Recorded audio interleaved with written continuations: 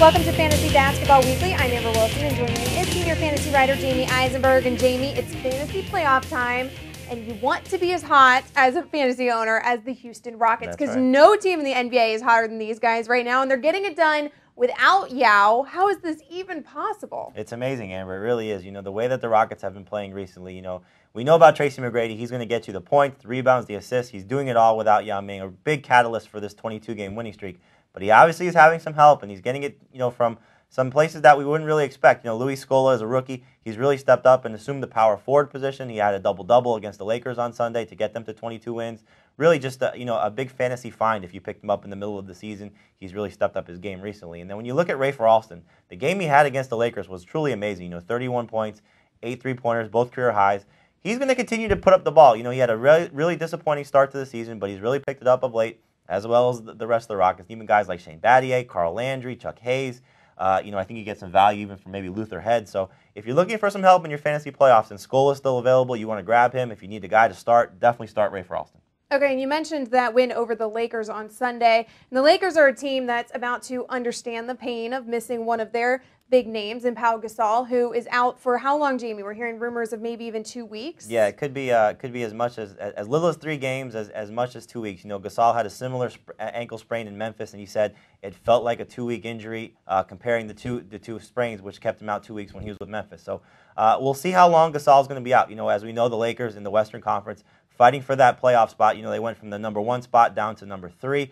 They could continue to fall without Gasol. But looking at what's going to happen with the Lakers going forward now, I think we'll first start with Gasol. You want to keep him reserved in all of your leagues just to make sure that he's, you know, 100% when he comes back. So this week for sure, keep him out. Next week, if he comes back, you want to get him back in your lineup. But looking at the Lakers without Gasol, you're going to see a big increase in Lamar Odom, who's been playing phenomenal, averaging a double-double. He's going to continue to put up those type of numbers. Kobe Bryant, his scoring will probably go up. You'll see some contributions from guys like Jordan Farmar, Luke Walton. But Ronnie Turioff is a guy, if he's available, you want to pick him up now because he had a decent game against the Rockets. I believe he had 13 points, 9 rebounds. He'll get you that type of production off the bench. And now we start to have to keep an eye on the Andrew Bynum watch, because if Bynum comes back, he will now start to assume more minutes. If Gasol's going to, you know, this ankle injury is going to linger, you'll see Bynum get back on the court maybe a little bit sooner than we expected. So some interesting things could happen with the Lakers in terms of fantasy use. All right, speaking of injuries, let's continue on that theme. And looking at the list of names on the injury list, Bosch, Arenas, Marion came in. There's some big names on this list, Jamey. Yeah, it seems like March 19th could be a big day for fantasy owners because that's the expected return of Chris Bosh from his knee injury, and Gilbert Arenas, who's missed most of the season with his knee injury as well. So both guys targeting March 19th. Keep an eye on what's going to happen. Again, as we'll always tell you, keep those guys reserved this week unless you have no other options, especially Arenas, because we don't know exactly when he'll get back on the court. Bosh, a little bit safer option if you still have time to set your lineups. Sean Marion has missed a couple games now with his back injury. He had a little bit of a car accident. He's going to try and probably play through it, but we don't know exactly what's going to happen with him. So again, the safe option, keep him reserved, but if you have to play him, play him. And then when it looks like Chris Kaman, he could be out for a while with his back injury. Ray Allen is another guy dealing with an ankle injury. He could miss the start of this 4-game road trip for the Celtics, which is a brutal trip, as we told you in our previous video.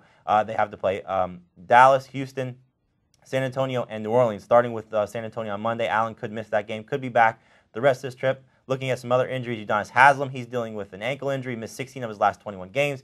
He could be out for the rest of the season. As we know, the Heat has shut down Dwayne Wade. They have no reason to play Haslem, to be sure.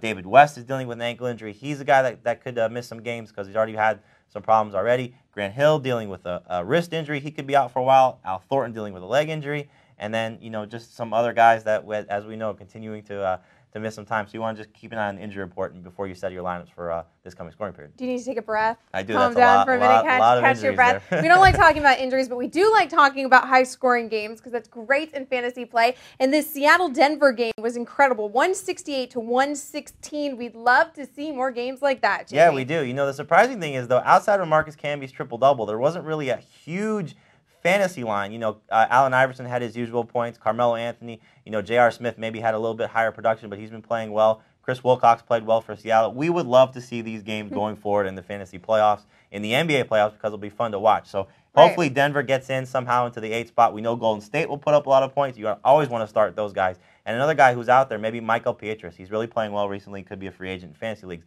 But Golden State will put up points. Denver will put up points. Phoenix will put up points. Hopefully Dallas starts to click a little bit with Jason Kidd. So we love watching the West. We love games like this.